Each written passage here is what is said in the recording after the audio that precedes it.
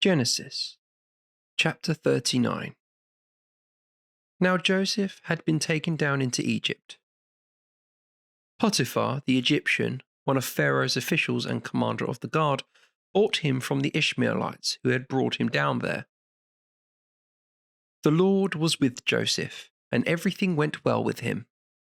He lodged in the house of his Egyptian master, and when his master saw how the Lord was with him, and how the Lord made everything succeed that he turned his hand to, he was pleased with Joseph, and made him his personal attendant, and his master put him in charge of his household, entrusting everything to him.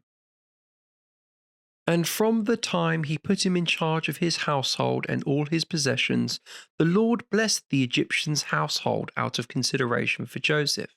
The Lord's blessing extended to all his possessions, both household and estate. So he left Joseph to handle all his possessions, and with him at hand concerned himself with nothing beyond the food he ate.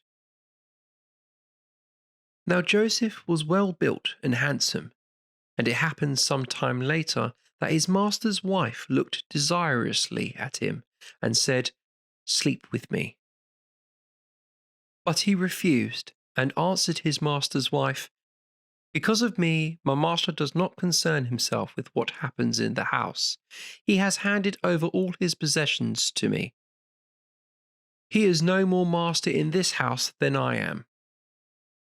He has withheld nothing from me except yourself, because you are his wife. How could I do anything so wicked and sin against God?" Although she spoke to Joseph day after day, he would not agree to sleep with her and surrender to her. But one day Joseph, in the course of his duties, came to the house, and there was not a servant there indoors. The woman caught hold of him by his tunic and said, "Sleep with me." But he left the tunic in her hand and ran out of the house. Seeing he had left the tunic in her hand and left the house, she called her servants and said to them, "Look at this! He has brought us a Hebrew to insult us. He came to me to sleep with me, but I screamed, and when he heard me scream and shout, he left his tunic beside me and ran out of the house." She put the tunic down by her side until the master came home. Then she told him the same tale. "The Hebrew slave you brought us came to insult me. But when I screamed and called out, he left his garment by my side and made his escape." When the master heard his wife say, "This is how your slave treated me," he was furious. Joseph's master had him arrested and committed to the jail where the king's prisoners were kept. And there in jail he stayed. But the Lord was with Joseph.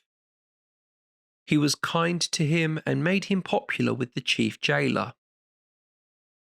The chief jailer put Joseph in charge of all the prisoners in the jail, making him responsible for everything done there. The chief jailer did not need to interfere with Joseph's administration, for the Lord was with him, and the Lord made everything he undertook successful.